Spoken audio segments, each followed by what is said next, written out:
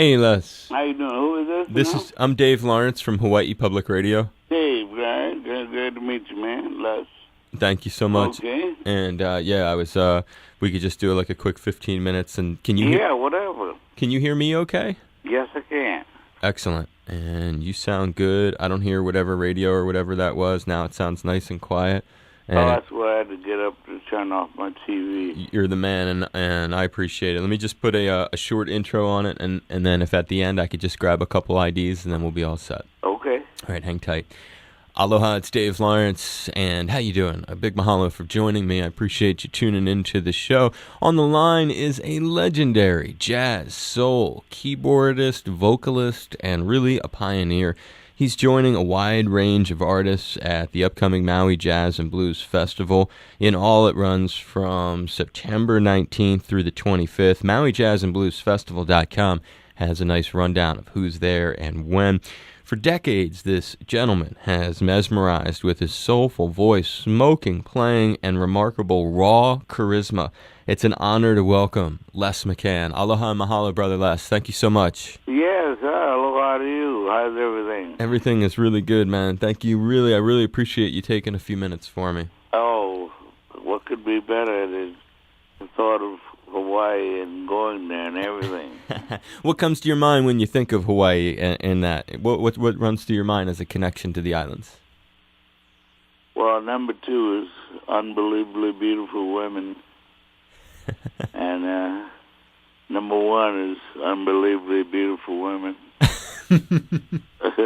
I'm detecting a pattern.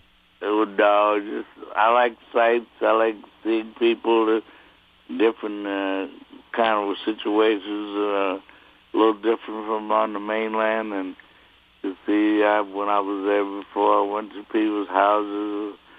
I remember the trade winds. That was one of the greatest experiences I ever had. I took a nap, and I had dreams that were heavenly. It was truly beautiful. And you sort of attribute that to the trades blowing while you were napping? It was. That's what happened. Exactly, yes. I have only excellent memories of, except for the time I got robbed there, but other than that, When did that happen here? That's a few years ago. I haven't been there in about 4 or 5 years, so it was before that. And which islands, what's your history sort of with Hawaii? When did you start coming out here? I have no idea to tell you, but I've been there at least 4 or 5 times. I went to Maui. I've never been to Maui, but I've been to Kauai and the main, Honolulu. Oahu, yep. Yeah, but it was always for a very quick stay, and one time we did stay there 3 or 4 days, 5 days, but had a big storm, and a lot of things was changed, that people couldn't come out, but to me, being there is being outside, being in the elements, being in the water. I'm a tennis player. I used to be, and that was. I didn't even realize if I looked up, I saw things I couldn't believe. I'm swinging at a ball and happened to look up, and I was blown away. Oh, missed the ball and everything. What a beautiful sight. Just the sights of Hawaii being that distracting. Yes. I was into photography and painting for years, so the mere colors that live in Hawaii are part of what I dream about, And also I enjoyed the food I had there, which was, I think, basically Chinese food. But everything was a treasure being there, putting my face under the water to look at all those beautiful colored fish. Oh, my God, breathtaking. I've always heard about Maui, but just never been there. Say that again? I heard about Maui for years, but I've never been to Maui. This is going to be very exciting for fans there. What's in store in terms of the structure of the show that you're going to do on Maui? Any collaborators? Kind of describe what's going to be taking place. Well, I can tell you that because I work for Mr. Javon Jackson. He's in the last 5 years since I've been in medical situation, I have no way I can't walk. I have a wheelchair and I move around, and it's hard for people to deal with me, book me with them, because they have to be with me. Mm. To have somebody with me at all time, caretaker. And Javon came out of the woodwork as soon as I got out of the hospital. He said, "You remember you told me when I was 17, 18 years, if I had a band, you'd come and work for me?" And I said, "Well, what's the problem?" And we've been together the last 2 or 3 years, so it's been great. And he runs everything. He's the boss. Wow. And so it's really he's bears a lot of responsibility with resurrecting your career and bringing you to Hawaii, really. Yeah. And what's his set usually like when you guys are playing? Well, he has records out and I have records out, so we try to do a little bit of both, but mainly the songs that people have claimed over the years is the people song. The main thing we do is compared to what? That very famous classic that's been around An for epic. all these years, the great writer Gene McDaniels, who just died last month, in fact. Why do you think that was such a huge success for you? The groove in that, it's so funky. It's like a real train-like rhythm. I'm always mesmerized by that song. Well, that's what it is. It was the beauty of jazz is being this type of creative musician.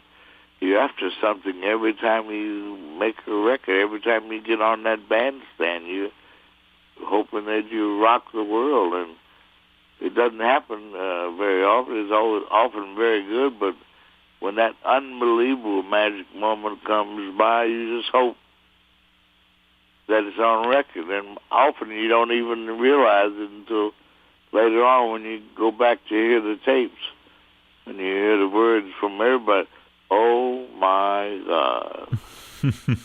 Because we have songs we like. People may not like them, but as Eddie Harris used to say, we play this stuff up here, and we ever think that we may not like it either. I mean, it doesn't work every time. It only works when people. But fortunately, and I'm being more than thankful, I am that I have a song, at least one song, that I have to play it every night. I can't get away even if I didn't want to do it. I could not do it. I have to do that song at least 2 times every night. Wow. And that's a great thrill and a huge honor for you. I can really appreciate what you're saying, that you were able to put that thing on the map and make it so that you put yourself on the map permanently. Take me back to you first getting to that song and how it became part of your repertoire in life. Well, the guy that wrote it, Eugene McDaniels, he and I started out together here in Hollywood, where a lot of young people had come out of the military, out of their hometowns, and Gene had just got in town from Nebraska. How many black farm boys do you know? I don't know, but we started hanging out together. We had our whole group. Everybody had a group. And these days were the days of the hippies. Right. Hollywood had coffee shops everywhere. And I worked at all of them. I would go to college and study and get off and go do my coffee house gig and play the piano by myself. I'll go over to the next level. It was all scheduled, and I was known as the king of the coffee houses then.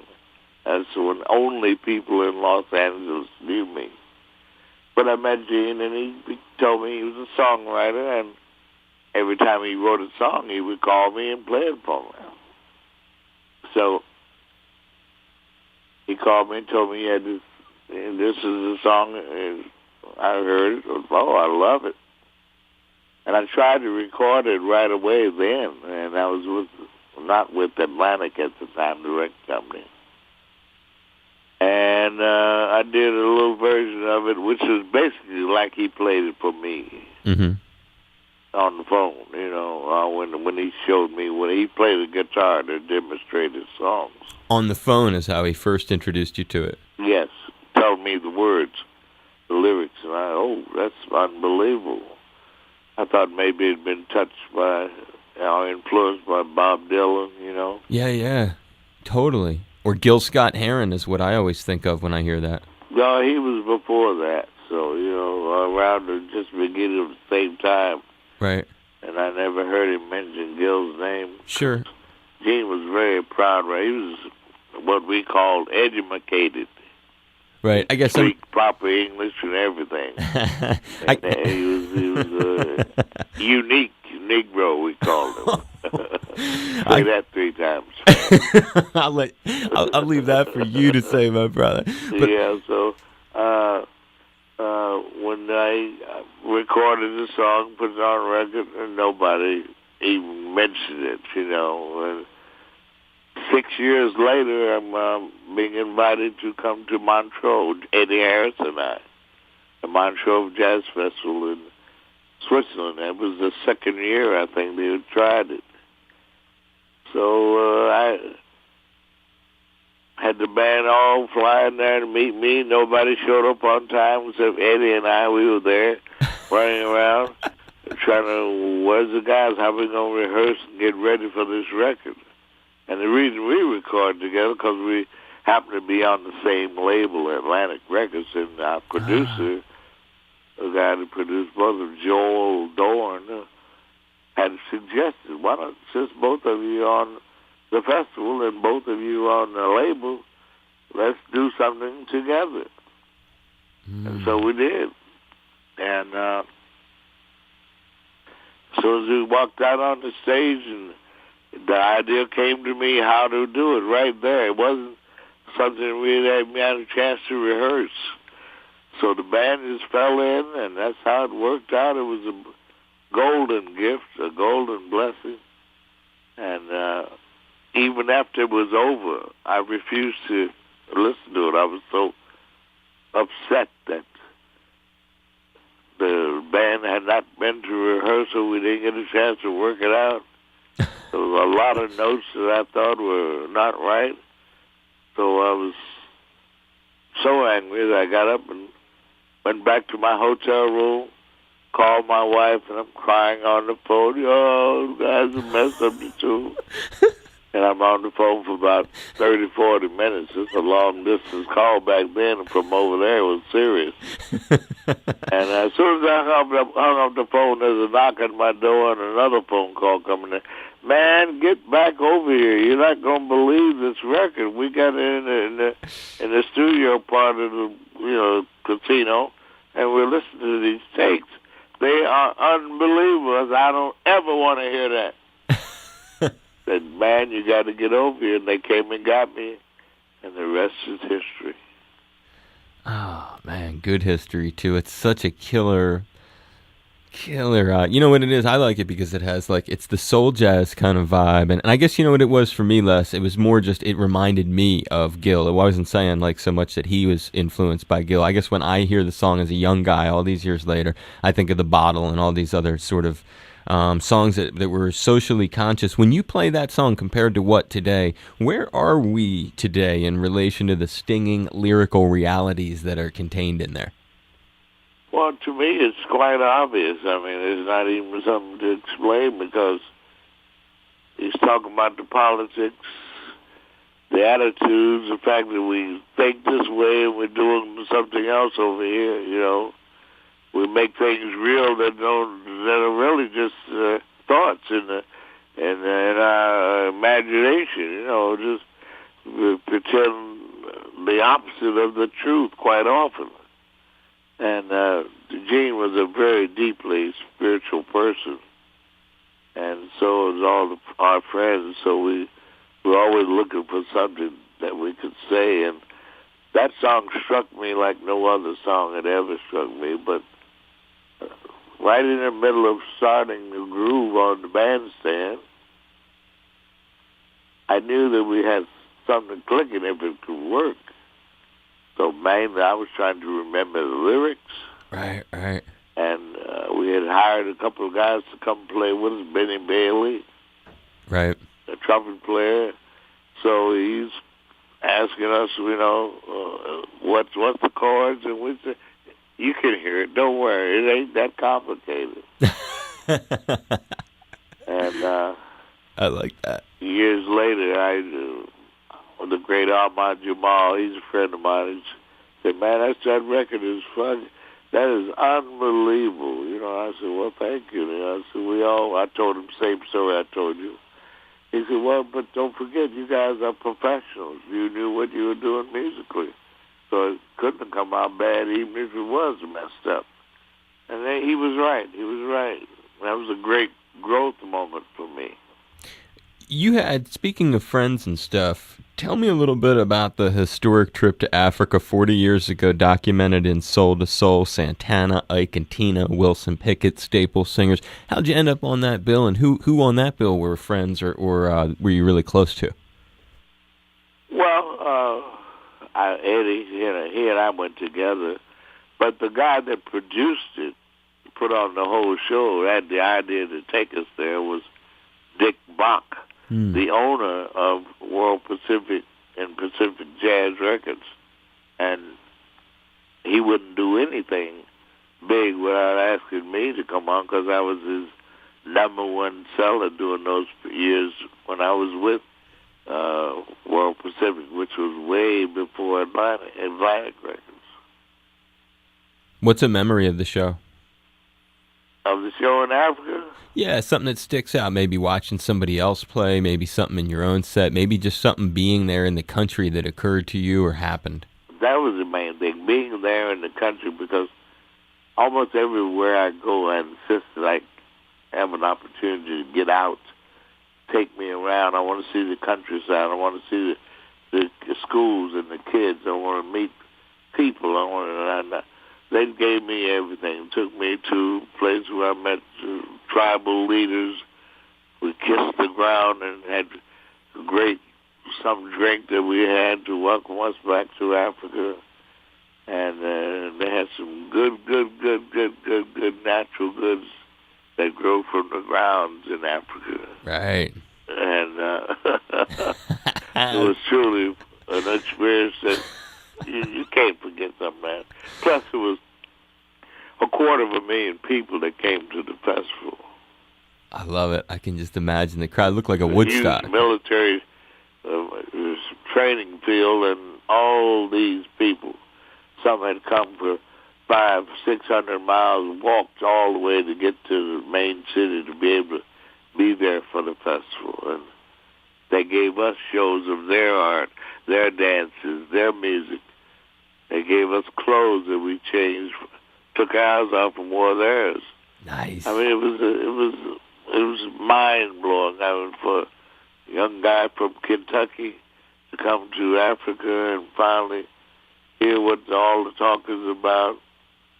He met a man named McCann.